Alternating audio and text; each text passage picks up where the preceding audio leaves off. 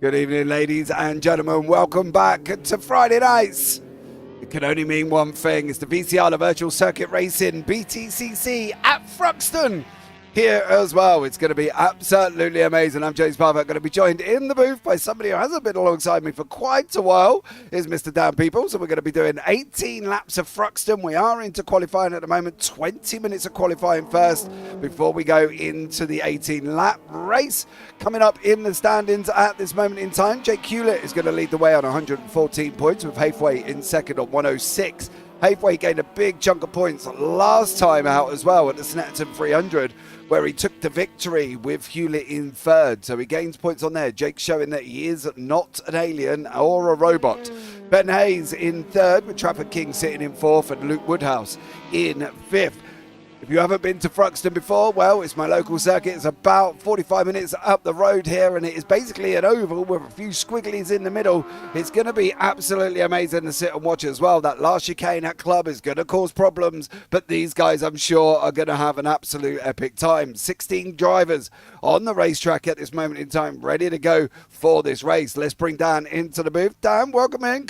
Welcome back, I should say. Yeah, indeed. Good to be back, JP. Thank you for the opportunity once again, and what a race we've got installed for us. First, of course, the 20-minute qualifying session, but BTCC, there is in my opinion, no better touring car class than this. No, absolutely not. And I think that's the thing here. I think these guys have done an absolutely amazing job with this series. We've still got no push to pass, but we are not too worried about that at the moment. They had an epic race last time out as well, so it's going to be absolutely amazing. Thank you so everybody who's in YouTube chat already. Renshaw, hello, how are you? Hopefully he's in there. Amy's in here as well. And Tom, big up Ben Hayes and Craig Jones, of course, who Craig's he come with Thruxton with me actually last year when we went and watched the BTC at Thruxton there as well. He came with me and we had a great day. To be fair, I don't know about the wives and the kids, but hey, me and Craig enjoyed ourselves, so that's all that matters here as well, as we're going to have this great epic run of racetrack here as well. Have you ever been to Thruxton, Dan? Do you know much about it? Oh, I wish. Well, let's start with the basics. I've never been to the UK before, so the answer to that question sadly is a no. But I'm in good company since this is your home track. You must know all about it. Oh, dude, I wouldn't say I know all about it, but I've been here a couple of times. I've watched, as I said, the touring cars go around here. I watched superbikes go around here as well.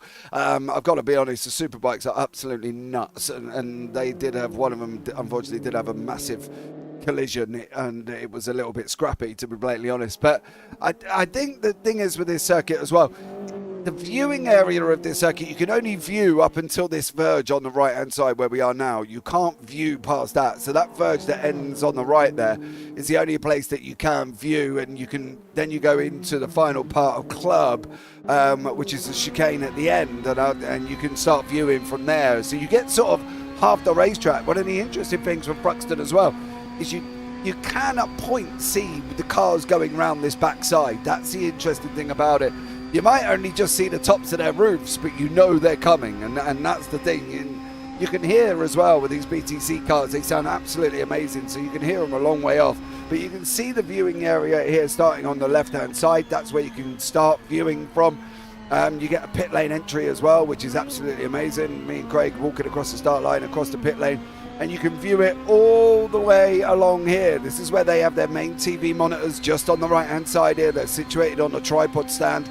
And there's another one just going into this corner up here on the right hand side. You can situate it there all across the left hand side of the circuit. You can't view from the infield unless you go into the grandstand, and obviously, you know, it's like anything, Dan, you got to pay the price and the tickets for that one. But you can view all the way along here, and it's right till you get about 3/4 along. There's a little hut on the left hand side there. That's basically where you can view up to. After that, as I say, it's literally what your eyes can see. Yeah, it does look like a great track for spectators. It looks very open, not really any obstructions. So it looks like a great track as a spectator to go to. From the experience that I've got from Sweden, obviously, this isn't one of the biggest tracks either in the world, obviously. So the smaller tracks in Sweden are great to spectate because you can basically see, 80 to 90% of the circuit. So for a spectator, this is an absolutely sublime track to come to. Yeah, absolutely as well. Craig Jones can't drive it, that's for sure. Dude, last time me and you drove this, actually, yeah, it was. The last time me and you drove this circuit, we were in trucks, mate. We were in big, heavy trucks where we drove this one as well, which is a great fun. I've got to be honest, if anybody's driven trucks in AC, you should try it. They are absolutely amazing as well, and you can have a great time with them. But that was the last time. No, it was the MX-5s, because we drove it together in the MX-5s, wasn't it? That was even more fun when I spent the time going in the forward direction, of course, Dan. Yeah, well, you would want to be doing that. Anyways, I think it's time for us, with 13 minutes and 20 seconds in qualifying to go, to get down to the action that's going on track at the moment. And it's Jake Hewlett who's leading the way in qualifying, 1:12.229. Closely followed, though, by King, who's just under a tenth behind him. 4 tenths back, though, to Josh Hathwaite, so a big gap there. Oh well, as I say that, he closes that down to just under 2 tenths of a second.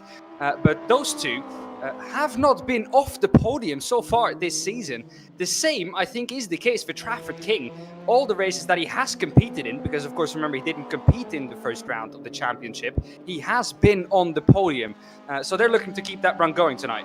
Yeah, absolutely. I think this is going to be interesting for me just to see how these guys handle this track. The likes of Hewlett, the likes of King, the likes of Hathwaite.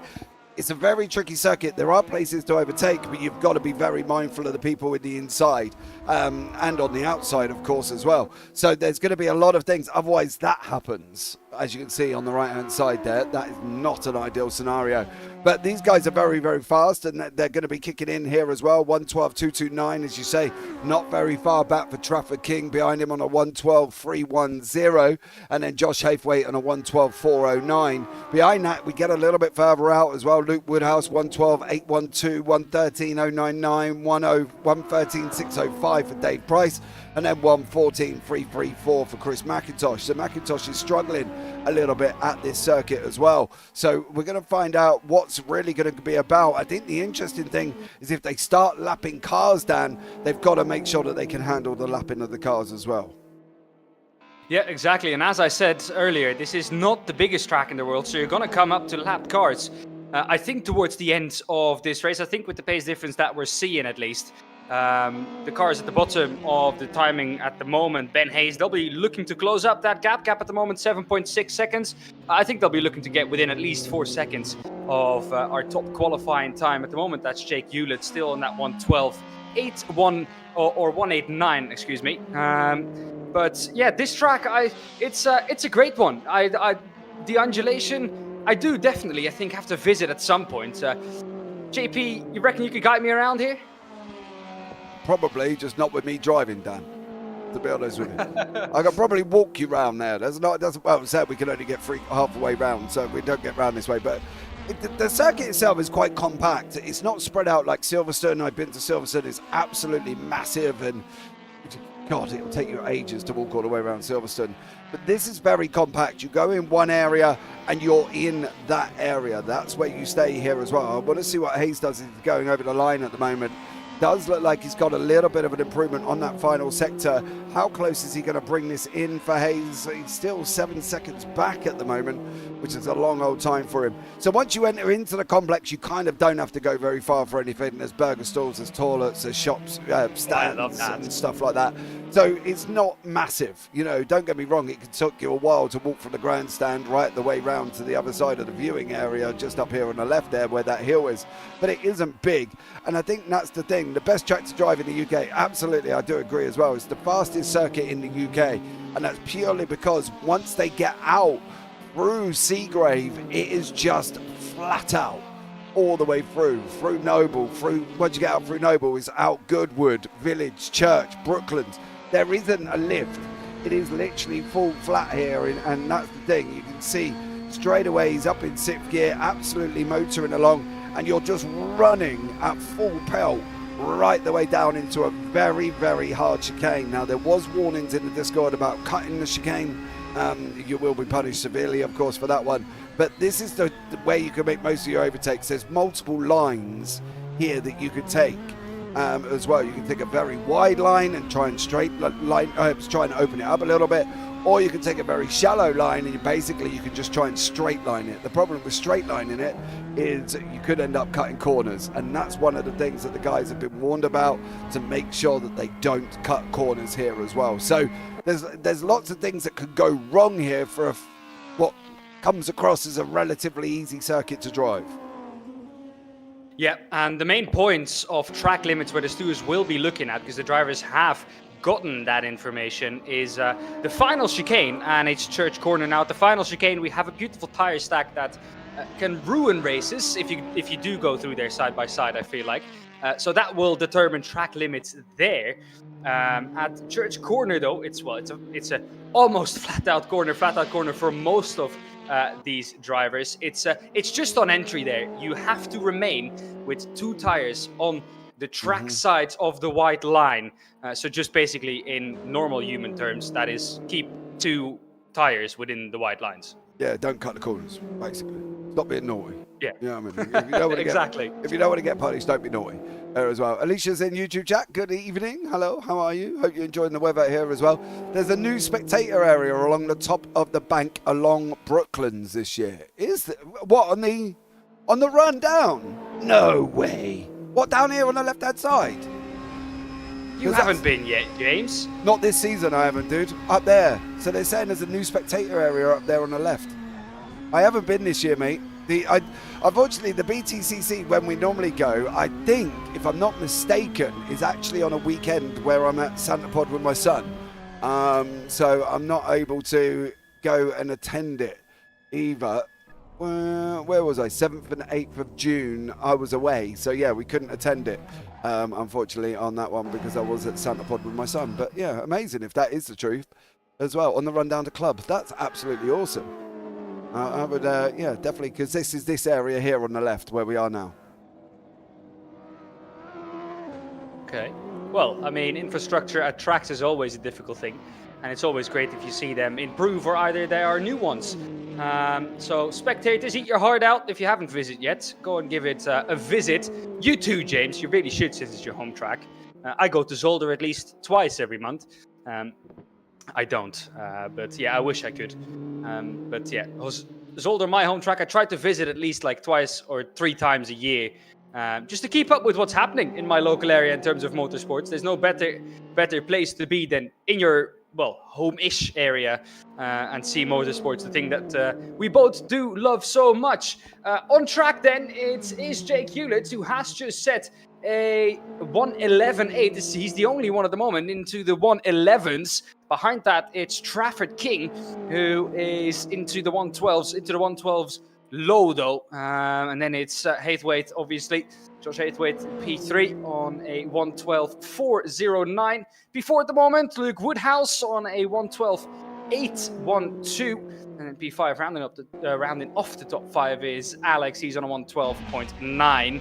And after that, you get into the 113s with Dave Price and Chris McIntosh. But it's close to the top. However, with that lap time that Jake Hewlett just put down, he put that gauntlet to a 1:11.8.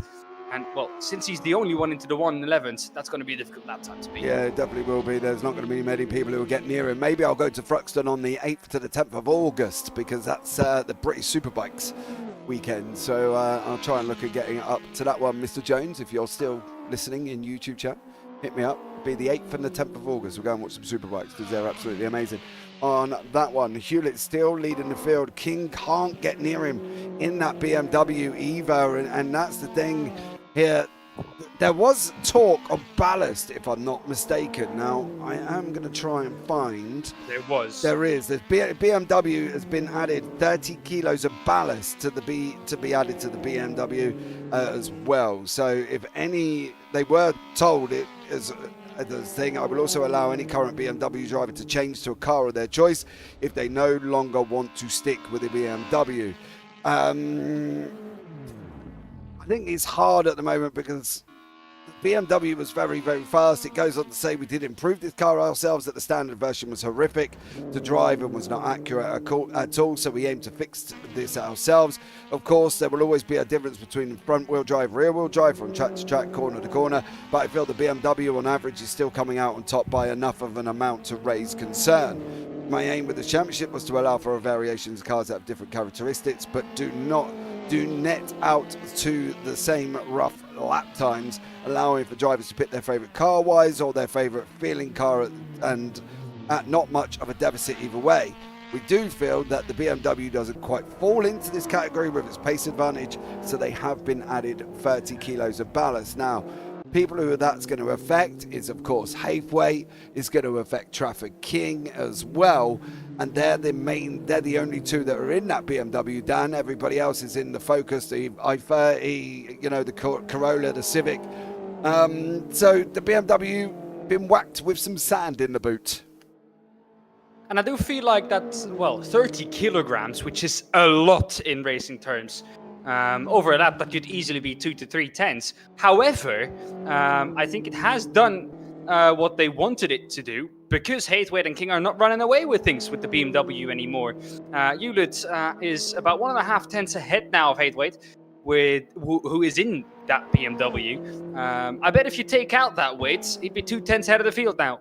Oh, mate, they were quick at Snetterton. Hathaway and Trafford King both led the race, and they were very, very quick. So I do kind of understand why this has been put in by this league, as Hathaway goes into second place at this moment in time on a 1:12.045. Still no, is he going to make any more improvements up? He's not, with 2.5 minutes to go. I understand why, because the BMW was strong. Don't get me wrong, it's a chance you take, right? When you start messing around and trying to make cars better and more realistic, there's always an issue when you come into a BOP, as we all know. Certain other simulators down put BOPs out every special event rather than letting the cars run as they are. So I do get it. That's, it's going to bring these cars back in, and hopefully the likes of Luke Woodhouse, who is, of course, in the i30 Fastback, is going to be able to get closer. The Cupra Leon from Price, the Focus, hopefully these cars will be able to stay with these guys a little bit better. Woodhouse, however, only 4 tenths off the lead. So clearly he's got out and practiced his circuit and is doing a good job in the process. 1 minute 46 left here. So hold on to your hats, ladies and gentlemen, because we have not got 11 left of qualifying at all.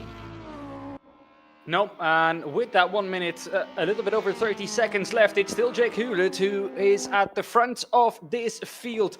Josh Hathaway in second, Trafford King in third. Trafford King looking to also get up into the top 3 in the championship. Well, Ben Hayes is third on 84 points. Ben Hayes at the moment, he was of course down in 16th, struggling quite a bit at the moment. Ben Hayes still down in 16th, struggling a lot around this track. So, well, with Ben Hayes down in 16th, this looks like the perfect opportunity for Trafford King to jump up. Oh, 1:11.7. I did say it was going to be a difficult lap time to beat, but Trafford King has done so in that BMW, even with the 30 kilograms added. And that just goes to show how fast it would have been if we hadn't put the 30 kilos in it. Yeah. King there as well. Hewlett now sitting in second. He's now coming along that back run for Jake Hewlett at the moment. Down through Brooklands we go. Coming into club is going to be the final bite of the cherry for Hewlett. He's going into the right-hander. Now through the left. Takes some of the curb. Oh, he hit the tyre barrier. Was there a touch with the tyre barrier? Yeah, I thought so. Yeah, he hit the tyre barrier straight in pit lane. That's going to be the end of that one. Hathaway's in the same situation. Everybody make sure you like and subscribe. Thank you, Renshaw, for that one as well. You're doing my job for me. Hey. Oh, Hathaway gets it wrong as well. And unfortunately for him, he's got it wrong at the same time. So it does just leave Trafford King. Is he going to be able to get round the final corner? Is he going to be able to do what Hathaway and Hewlett have not done? Over he goes, cuts a bit of the corner, takes a little bit more on that one, and he does go straight into pit lane. So I guess he's had enough for the evening as well. Yeah, I think he's also seen that the two drivers that he is competing against, really, although Woodhouse might be an outside contender for pole with the lap time that he's got, but he also returns back to pit lane. I think he knew that those two behind him made a mistake, couldn't improve any further, so that meant that pole position was in the bag already for him. So maybe if you do go any faster, don't quite show the pace of the BMW, because who knows, you might get an extra 30 kilograms added for the next round. Absolutely. Why not? Keep filling them up. Soon they'll have a beach in the boot. It'll be okay as well. They won't be able to worry too much about that. Amy, Josh, what are you doing? Amy, did you cook him dinner last week as well? Did you end up having KFC? This is one of the random discussions we were having last week as well at Snetterton. Was Amy, basically Josh had to win to get, was it Josh had to win to get food, Amy, if I'm not mistaken, as well. And Josh did win. Then there was talk of Amy cooking, and then there was talk of KFC. He got KFC. Yeah, buddy. So I guess the cooking did not go to plan then if you got KFC. Yeah, I guess they decided that the cooking was out the window. It's not it. I don't need it. We're not cooking tonight, Josh. You won. Did you pay, or did he pay? That's going to be the next question, I suppose, on that one. Did you reward him with buying him dinner, Amy, beforehand? I wonder about that one as well. I'd be interested to know what Alicia's cooked Jake this week. We've got some right little chefs in the YouTube chat here as well. Alicia was cooking Jake dinner last season, and literally she cooked him something really fancy as well. So Jake Hewlett clearly eats well at the same time here. Where was my KFC? Well, there you go. He deserved the reward. He paid. Oh, no, ouch. So well done, mate, for winning, but you're going to pay for your own dinner. Nice. Oh, Jesus. Not good. There is Trafford King as well. Get ready, ladies and gentlemen. We are going to be up and running here as well. You're cooking tonight. Okay, well, we're not really cooking anything in my house. It's just far too hot there as well. And Alicia's not cooked anything either yet. It's too hot over here at the moment. I mean, that's the thing. When you feel boiling hot weather, Dan, I don't know about you, but I don't really feel like eating. No, I'm not hungry at all when it's too warm. But James, I've got an idea real quick. What do you reckon? Next time we go out, we let all of their wives or husbands, whoever is racing, or whoever is not racing, we let them cook dinner. We do a taste test and we set the grid based on who we think cooked the best. Okay. Idea? No. Okay. Isn't that come dine with me or something? It's called in the UK. We've lost Josh. Something like that. I'm a little bit worried. We've lost Josh here, or we've lost Trafford, I should say. Where has Trafford gone? At this moment in time, lights coming on, ladies and gentlemen, boys and girls, people of all ages, hold on. We are now green, green, green. Trafford's gone. We don't know where he's gone, but Trafford's gone. And unfortunately for him, he's not in the race. It is Josh and Jake out in front at the moment on that run, all the way down, coming into Campbell here. Hewlett covers him off. He takes that inside line away. Hathaway's got nowhere to go. Woodhouse is sweeping around the outside as well. He's trying to get up the inside of Jake at the moment into Campbell, coming out through Cobb now, up through Seagrave. Hewlett got an absolute banger. Woodhouse got a flyer, and poor old poor old Trafford King gone. Yeah, I can tell you exactly what happened to Trafford King. Trafford King disconnected from the server. He is now loading back in, but that means his pole position's gone. Was there a touch between Newton and Woodhouse? I don't know, but, well, Woodhouse shuffled back to P3 now. Hathwaite back up into second. Yeah, Hathwaite goes forward now as well. Woodhouse tucked in behind him. AJ in behind that. He's running side by side at this moment in time with, well, he was side by side with McIntosh. McIntosh has got Price coming at him as well for this first run down through Brooklands. You can see the leaders alongside each other there as well. Hewlett and Hathwaite. Oh, Hathwaite's pushing Hewlett along there. Massive smoke out the back of Hewlett's car. Full on there. Hathwaite was just literally using him. He's gone a little bit wide. He's lost a place to Woodhouse. He's now lost a place to AJ. And is McIntosh going to get him as well? He does. That is Dave Price going to have a go? No. Back corner for Hathwaite. Over that final club, got it wrong, lost 4 places. Haven't got a amount of power these cars, of course more power than what an MX-5 obviously would do, but still in these cars keeping up momentum is key, and you can see what it does to someone if he does lose that momentum. Hathwaite does want to fight his way back up into 4th, but well, McIntosh says you don't get past me, sir, and now Price is also past Hathwaite. He's dropping down the order at an extremely fast rate, and if he doesn't watch out, he has Southall on his rear end soon as well. Yeah, Southall's coming up now. You can see the 2 in front, side by side, Price and Hathwaite with McIntosh. Hathwaite's trying to clear McIntosh again. He did do this time. I'm wondering the pattern. The BMW clears them on the run from Goodwood all the way down to Club, and then the likes of McIntosh and Price seem to be able to get him a little bit closer through Club going into turn 1. Is the BM struggling, on entrance speed, Siege. You can see the sparks coming out. Oh, McIntosh just lost a position to Price there. Blimey, Price come from miles away there as well. But is the BMW struggling in the opening sector here, Dan? And that's why the likes of Hathaway can't quite keep it on the racetrack up in that position. Well, being quick over one lap for a car is a completely different thing than being a raceable car. If a car is quick in a straight line but slow in the corners, it's much easier to race that car than if it's slow in a straight and quicker in the corners, because the car that's ahead of you can just easily overtake you in a straight line. There's basically nothing you can do. And in the corners, well, there's no way past because it's a corner. And especially going into the last chicane, there's no way past there. So it's much easier to race with the car that's quicker in a straight line. However, that 30 kilograms of ballast might also be playing with the drivability of that BMW. And that's something that they both have to get used to. They are now both at the front of the field, so BMW still seems like the car to have. However, well, the start of this race was at least feisty for both of the BMWs. It was. Traffic King DC'd, of course. He's at the back of the field. The BMW and Josh sitting in fourth at the moment. Don't want to correct you while you're talking, Dan, but unfortunately, it's the Cupra Leon, it's a Hyundai i30, and then the BMW tucks in right behind here as well. But now on board here with Price. Hewlett got the fastest lap with a 1:12.874. Through the final corner we go. You can see Southwold's climbing all over the back of McIntosh at the moment as these guys head through the right, the long looping left-hander coming into now as well. It's going to be up through Campbell and Cobb and Seagrave. Very difficult indeed section. Hathaway's trying to close on AJ. Woodhouse is, well, to be honest with you, Dan, is in that kind of bit of no man's land. He's got about 2 seconds behind him. He's got 4.1 in front of him. Surely Woodhouse is trying to just hold on to that second place now, isn't he? It's still a long way to go though. 14 laps, 4.1 seconds. You can close up. However, it's a difficult job if you see Hewlett ahead of you. Let me tell you that much. 2 seconds though is about that gap there. When if you do make a mistake, they'll be right on you or past you by the time you've recovered from that mistake. So he still does have to, well, at least keep his race car on the black stuff. And he also has to watch out because Hathwaite's now up into third and can now go chasing down Woodhouse. Yeah, he absolutely can, as Kirk just lost, he's lost all everything now. I think that's a rear left that's gone. Yeah, Justin Kirk does look like that car is not on the upside. Hurst has gone forward. No, that's just as I click on Hurst, he decides to run across the grass as well.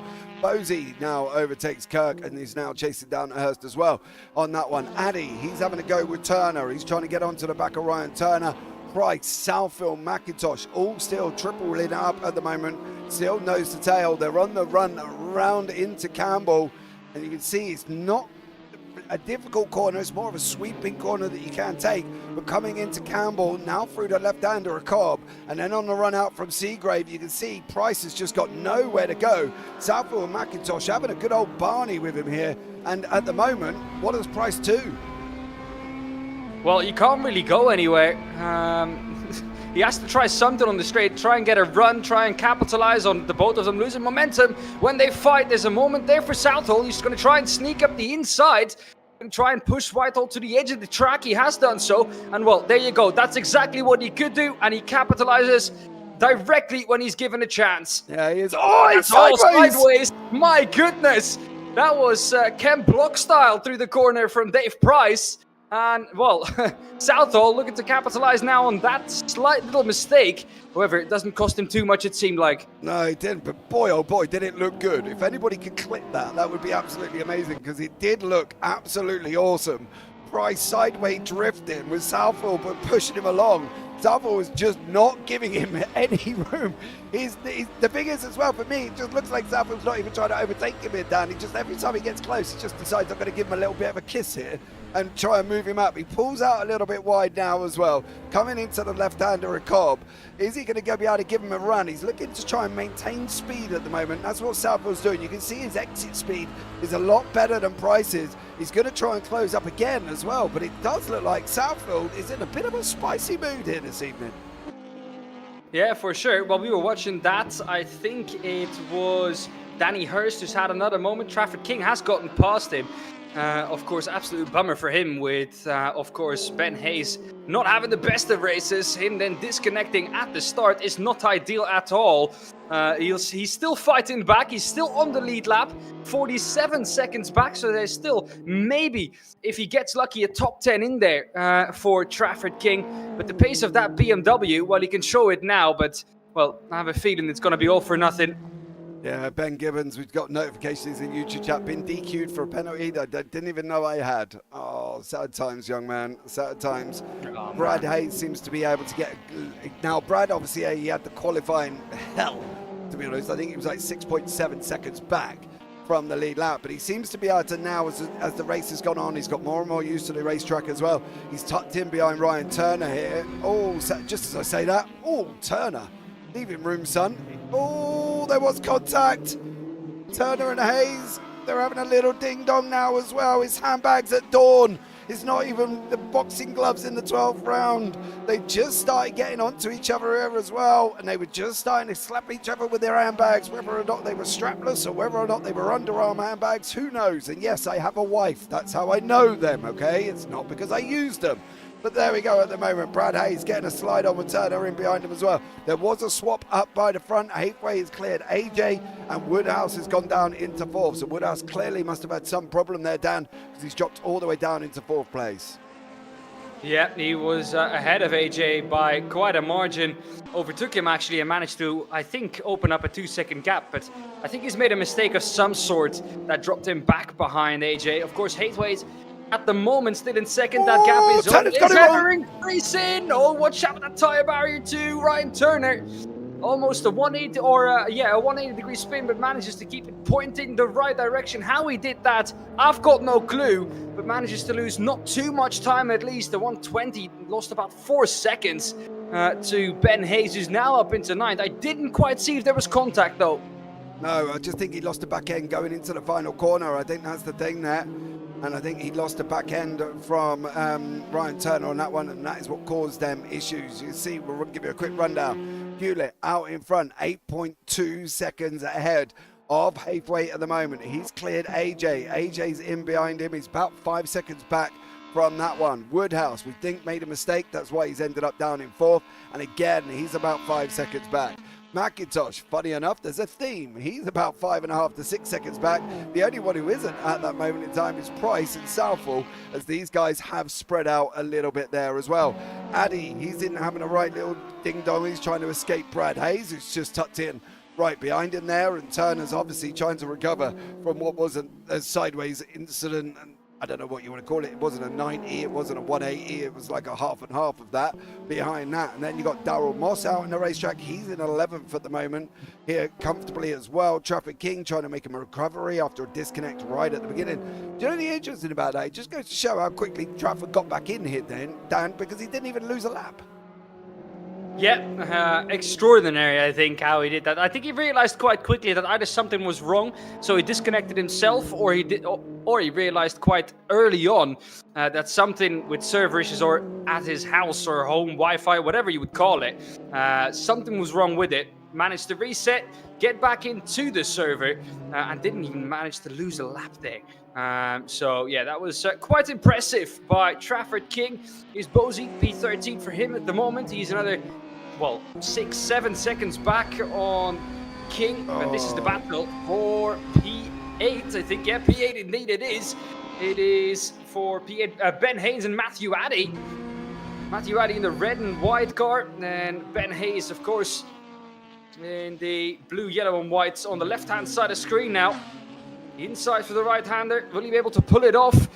Looking up a tire going into the corner. I do have to tell you, James, I do love how on the nose these cars are. And indeed, Ben Hayes manages to move up to P8. There seems to be no struggle like he had in qualifying at the moment in the race. But like I said, I do love how on the nose these cars are. Yeah, absolutely. They look amazing as well. I've taken each of them out and given it a good drive as well. And had a good old go. You have? Yeah, I have, dude. I was in. How was it? Oh, it was awesome. I loved it. Everything about it was awesome. The Cupra Leon was probably my most comfortablest car. Didn't really get on with some of the others. You know, the Focus was a little bit at its moments. The Corolla didn't really do me any good either. Leon was a little bit more stable. It felt comfortable, and it felt like, you know, it was the car that I could basically maintain. I'd give you this. If you're in a race with these cars, I think this would be absolutely awesome. Do you know what I mean? If we weren't broadcasted, I'd be definitely looking to go and take part in it, because it would be absolutely amazing. I'd probably suck a bit at the back of the field, but I'd have a good old go. But they are, yeah, if you can get hold of a set of course and get hold of these mods, you will have an absolute great time out on the racetrack there as well. Moss and King have just swapped places. Moss just lost that place to Trafford King here as well. Woodhouse still in behind AJ. Nothing really doing here. It's kind of here around Price and McIntosh, as we've got 7 minutes or 7 laps to go here, I should say, that these guys are continuing to fight. McIntosh having a little bit of a blink there, so Price is going to have to be a little bit careful of that one. Yeah, it did gain about 0.4 of a second, Price, on that last lap on McIntosh. Ahead of him, McIntosh once again running it in a little deep. It's going to also compromise him for this left-hander, so all the way through there, Price is gaining, and he's now only 0.4 behind McIntosh for P5. And these two have been having a right old scrap for, I think, well, pretty much the whole of this race, basically. Yeah, exactly. So this scrap for P5 has never really lightened down, and it doesn't look like that's going to happen anytime soon either. Price is literally all on the back of McIntosh here. McIntosh is going to be under a lot of pressure. How's he going to handle this as well? You know, Chris isn't silly. He knows what he's doing in that car, in that Napa liveried machine there for Chris McIntosh in the Focus. You can see Price coming at him now as well. He's getting quicker and quicker. Last time out was a 1:15.709 for McIntosh, 1:15.466 for Price. He pulled 3 temps over him down as well. If he gets another 3 temps this time around, it's only going to be a lap, maybe a couple of more laps before he's literally climbing over McIntosh's rear end. Yeah, indeed. At this point, I think I give it 2 more laps, and then we'll have seen at least a move to try and get past McIntosh. He just seems like the faster car at the moment does Price. AJ and Woodhouse are also fighting. That's the fight for the last spot on the podium. There's only 0.4 between those two. It's the purple car in the background. That's Woodhouse. The complete white car in front of you, that's AJ. And well, the gap between those two, 0.5 of a second. And that's the last, or that's the battle for the last spot on the podium, JP. Yeah, Woodhouse now got AJ in his sights here at the same time. Woodhouse in that I-30 fastback, AJ in the I-30 fastback as well. No comparison apart from the fact it's all about driver skill. Woodhouse takes a wider line. There's the 2 lines I was talking about. You had the tight entry from AJ. You had the open run out from Woodhouse. Now he's going to try and get up the inside here. Is he going to be able to do it? In through the right-hander he goes of Allard. Now on the run up to Campbell. AJ's got to figure out what he's got to do. The difference he's got to be, though, Dan, he's got to be proactive. He can't be reactive. If he wants Woodhouse somewhere on the racetrack, AJ's got to make that work. If he tries to react to where Woodhouse is going, it could be disastrous for him. AJ really needs to control this. If he wants Woodhouse on the outside, put him on the outside. If he wants him on the inside, put him on the inside. Don't let Woodhouse dictate to him where he's got to go on that racetrack. Well, reactive defending in most forms of motorsport is also a big no-no, because that's how crashes happen. But it looks like Woodhouse has gotten AJ exactly where he wanted him. That's stuck on the outside. And it looks like Woodhouse is now going to capitalize on, well, AJ losing a little bit of momentum, but look around the outside, that line, extremely powerful, able to keep up much more momentum, and Woodhouse is back into 4th. But yeah, like you said, he has to be proactive, can't be reactive, and like I said, in most forms of motorsport, that's not done either, reactive defending, because that's how you create crashes. Yeah, absolutely. We've seen it more recently this season in F1 and this last season as well. There was some questionable don't defending. get us started about that. I'm just saying, there was questionable defending from certain individuals from your country. So, you know, that's all I'm going to say on that one. Southall and Hayes had just swapped places. Hayes has cleared Southall. Southall's now going at him again here. There's another battle in front, which is the Price and McIntosh. We could end up with a 4-way fight here. Southall with Hayes, with Price, with McIntosh. AJ's still there. Woodhouse is still getting into him. But I think this 4-car fight, maybe even Addy might be able to get on if he can get a little bit of a wriggle on that. There is Addy there. There's Trafford King. Ooh, I wonder if traffic could get involved in this. This is going to be a spicy ending to these two. But Woodhouse and AJ, Woodhouse puts him on the outside again. The problem is this is where he's struggling. That corner there that they got to go through is quite tight. Woodhouse is even going to run it in, hold it. He did hold it. Woodhouse got third place there. He's done it. Finally, at last, he's gotten up to P3, and that didn't seem like the easiest of moves for Woodhouse. But now that he is past, look at the gap he's already opened up on AJ behind him. Talking about Trafford King, though, he's 43 seconds back on the lead. P5 is 39 seconds back. This is about to become, well, a 5-horse race, and Trafford King could get up as high as P5 here. And that, with the disconnect that he had, would be a lovely result. Look at these three in front of him fighting nose to tail, and these two are only slowing each other down. Yeah, you've got McIntosh, you've got Price, you've got Hayes, you've got Southall. King's coming in the background, Addy's coming at him as well here. The two focuses are looking at pushing out. Poor old Southall there is in behind him. Then you've got Price, you've got McIntosh, and they're continuing to fight. Price is not really sure how he's going to handle this from Brad Hayes, this Ford Focus, this Cooper Leon. Southall's just put himself on the grass. That's going to bring Trafford King into play. He is going to bring into play. He's going to try and sweep round Southall. He does. Now King's on the back of Price. Southall down a position. Matthew Addy getting into the back as well. This is literally a 5-car rumble in the jungle as they're right scrapping it out. You can see King. He's cleared Price. He's going after Hayes. Hayes is going after McIntosh. It's sideways from Price. It's Southfield, I think. No, that's Price off the side of the circuit. And at the moment, Trafford King and this BMW is going up the order and is eating these drivers alive here, Dan, and is making moves all over the racetrack.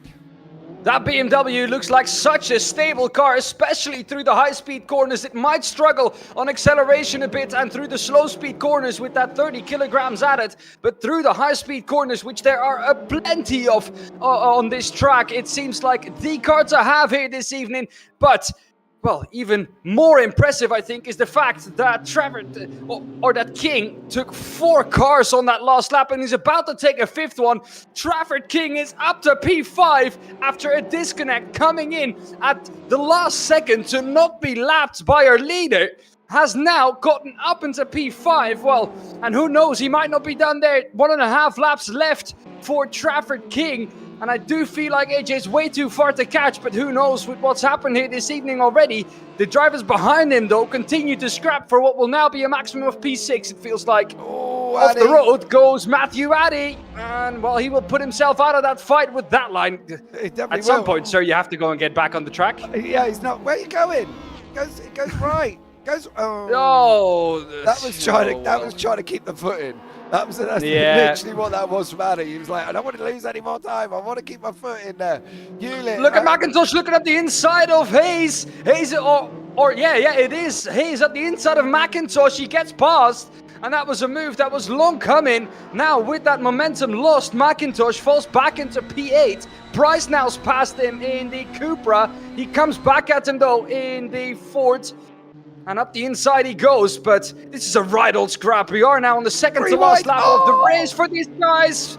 Once again, it's Ken Block style into the corner. It seems like that's how you drive these cars, on the limit and sometimes a little over. Yeah, it is. So Hewlett's just started the final lap of the race here as well. You got to admit, this has been 18 laps of manic action. He's ahead of Haythwaite. Haythwaite 10 seconds back. Woodhouse back. He's opened up the battle. He's opened up the gap to AJ there as well. King in behind. Disconnect on right at the grid. Come back. Managed to stay on a lead lap. And is now sitting in 5th. Hayes, McIntosh, Price, Southall. They've been together like Velcro for pretty much the whole of the lap here. As was Addy until he decided to keep his foot in on the grass. And then it went a little bit wrong for Matthew Addy. He ended up going somewhere over there, over yonder, should we say, to his left-hand side. Yeah. But you've got to admit, it's been an absolutely great race. And Hewlett now coming round. He's only got Church, Brooklands and Club to go here, Dan. Stunning victory. It's not done yet. It's not done yet, James.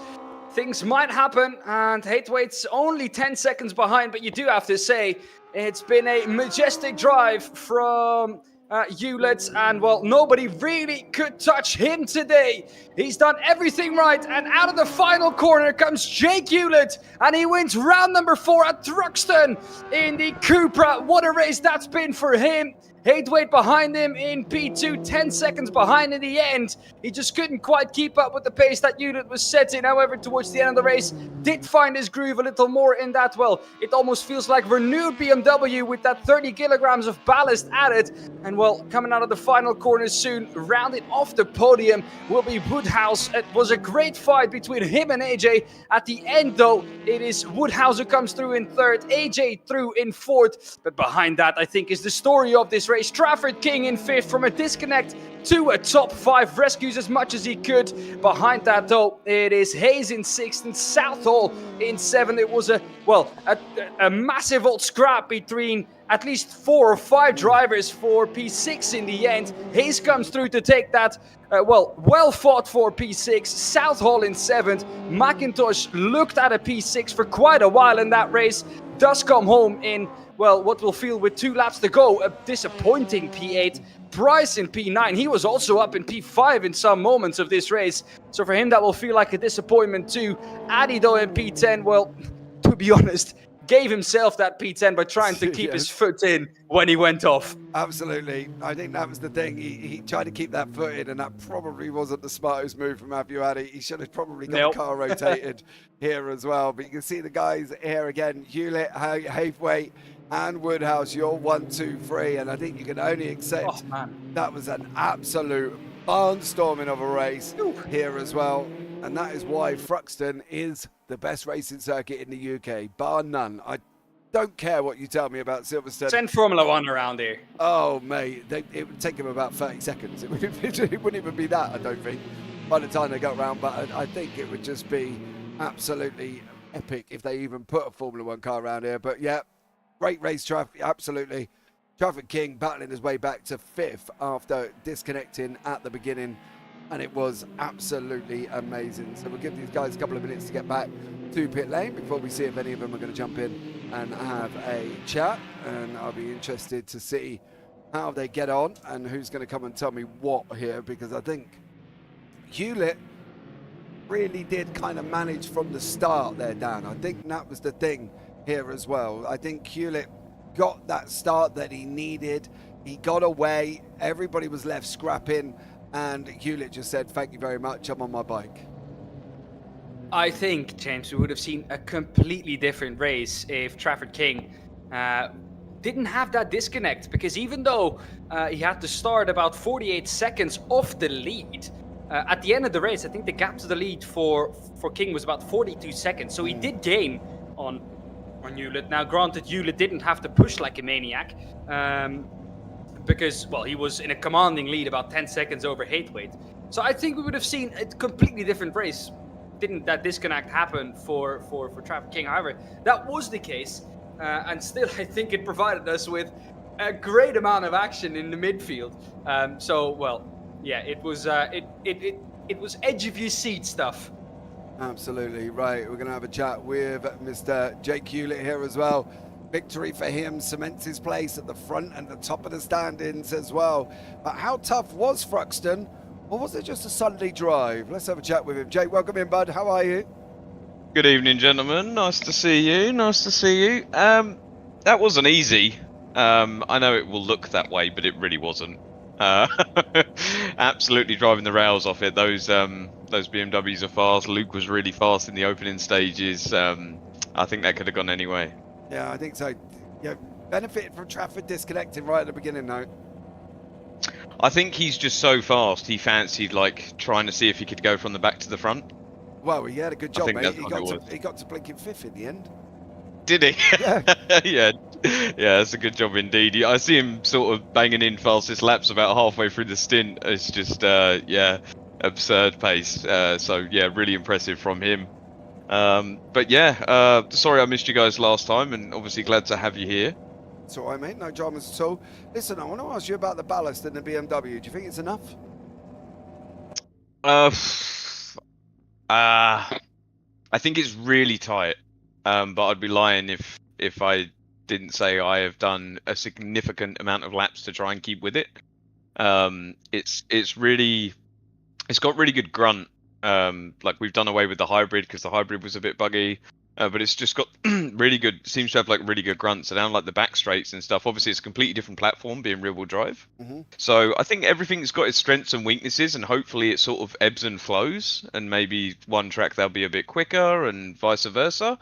But yeah, I'm working my socks off. Although that race didn't quite show it. It's going to be interesting to see what happens at the next one. Where we head to? Where do we head to? Where do you head to? Hold on a minute, I can tell you, but where do we head to? We Jake? head Alton International is where we head to. We do. There you go. So it'd be really interesting to see what it's like there. Yeah, I'm not too sure, but obviously it makes it exciting and it keeps me pushing, so I love it from that aspect.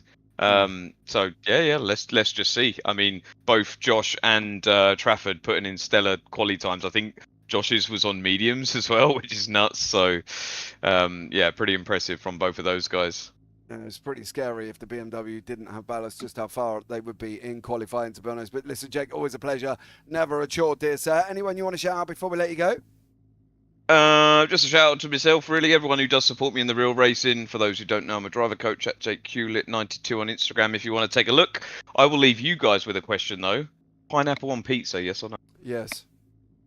Oh, God. Until next time, gents. Kick him out of here. Get him out of here. Who puts pineapple on pizza? Normal people. And wants to remove JP. Yeah, normal people put pineapple. I will make sure you're not allowed in Italy anymore, Mr. JP. Okay, mate. See what Of you course, call chaos. Yes, bye, Jake. Yes, see you next week. Bye, mate. Bye-bye. Bye. Right, here we go. Now, as well, we're going to have a chat with Josh Hathwaite, who treated himself to KFC, even though he had to pay last week as well. Finishes in second here and a little bit of a battle all the way through that. Once he did clear Mr. Woodhouse, though, he was just set on the trail of Mr. Hewlett. Unfortunately, he didn't quite get there. But Josh, welcome in, bud. How are you? Very, very, very sweaty. Dude, I am as well. Don't even talk about it. It's not even funny. I've not even got windows in my office, bro. It is horrible as well. Go on. Tell us, the start looked like you, Luke, and AJ were having a nice little battle. Then it got a little bit spread out. And then I suppose the rest of the race, you just spent trying to chase down Jake, didn't you? Yeah, I think lap one was just a weird one. I think with Traff disappearing and then thinking, right, I've not got Traff to try and slow Jake down. I'm going to have a bit of an issue here. Now, obviously, we've got around the first few corners and things started to settle in a little bit. And then I had a bit of a moment into the final chicane, which put me down to P5, I believe. I will tell you that we didn't see that, I'm afraid, mate. Yeah. Well, I'm only human, Absolutely. So yeah, it was just recovery drive from there, and I think it was a bit of a slog, unfortunately. I think once Jake got off, he was gone with the races, I think. Absolutely. You stuck with the BMW despite the ballast? I didn't want to change. I wanted to drive the BMW regardless. Ballast, no ballast, higher ballast, lower ballast, I'll still drive it. I prefer rear wheel drive. I've tried my hand at front wheel drive and I just can't deal with the understeer. It just drives me crazy. Absolutely. I think you're probably not alone on that one as well. Question will be, though, how much faster do you think you would have been without the ballast in the back? Because Traff worked his way up to fifth, dude. He was flying. Oh, Traff was on a mission. I think if there was a race of the day point, Traff, absolutely. I agree. I think with the ballast is a kind of a double-edged sword. So it's definitely a lot heavier through your slower mid-speed corners. Exit speed is a lot slower, but it helps balance the car. It gives it a bit more weight, a bit more stability through the faster corners. So though I did set a faster time in practice quali, I just could not get that time in quali, and I think I massively paid for it. Absolutely. I think it's going to be an interesting one where we move next week, of course, as well, off to Alton Park International there. That's a bit more longer straights for that BMW. Are we going to see it as a stronger version? Hopefully, it's a bit more of a bumpy track, and the Beamer notoriously does not like bumps. But I'm sure I can work around with a setup. We'll have to see what the pace is like. Obviously, it's all based upon what Jake does, and it's gonna be interesting. I'm gonna stick with it though. I'm gonna try give him a good race. All right, mate. Well done there as well, Josh. Anyone you want to shout out before we let you go, buddy? No, I'm okay. You sure? Because there's a certain young lady in YouTube chat. You sure you don't want to shout her out before you find a pillow on the sofa? Well, she'd said something about Josh, what you're doing while I was in quali, so that upset me. That didn't upset me, but yeah, well, my fiance, obviously, I think she's feeding me this time, and I'm not going to have to pay for it. Okay, mate. Well, there you go. Good job. Otherwise, you wouldn't have been fed. So good shout on that one. Well, exactly. All right, bud. Have a good one, fella. You too. Thank you very much. All right, and the final one here as well is a man who finished in third. He was having a great battle, went down to fourth, battled his way back past AJ, couldn't hold Haveway back. Haveway went through, job done. Mr. Woodhouse come round in third place. We did see an absolute amazing overtake round the outside as well, so fair play on that one. But let's bring him into the booth here and have a chat with him as well. Luke, well done, fella. Congratulations on your third. Yeah, thank you, guys. Yeah, bit of a mistake on my part, to be honest, on lap 7, 8, went really wide. Trying to overdrive the car, I think, and just went wide and onto the grass, and there's no sort of recovering it. So yeah, got dropped back then to P4. Good battle with AJ to reclaim third position. But like great clean battling and maybe some good overtakes, and I'm hoping some good content on the stream also. So yeah. Oh, dude, it was amazing. We absolutely loved it. It was absolutely nuts. It started with a bang, it sort of fizzled, and then it just went ballistic after that as well, with Traff coming through the field. Absolutely just caused chaos all around Hayes, Southfield, McIntosh, everybody. It was absolutely amazing to watch. Definitely go watch it back here as well. How do we think Alton Park Hislops is going to go for, because different circuit again to Thruxton? Yes, to be honest, I think it may have an advantage over the rear-wheel drive, purely because traction over bumps probably can be a bit upsetting for the rear drive cars compared to the front wheel drive. You can almost throttle through it. I think that might have an effect. But obviously we've implemented the ballast for this round, for going forward from this round, so we can have a look into that. I mean, the main idea was to bring the car closer to obviously the rest of the pack, because the car in standard form when we got it was like atrocious. Like, it's horrible to drive. Lap time wasn't anywhere near where it should be. So obviously we settled with it to make it more competitive, and you can never really get it bang on, but I think we may have overstepped it a touch. Yeah. So the ballast was just to try and bring it back down to the sort of grouping of the rest of the cars.